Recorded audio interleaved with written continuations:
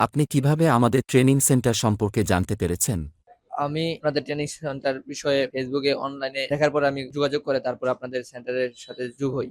Training প্রোগ্রামটি আপনার প্রত্যাশা পূরণ করেছে কিনা?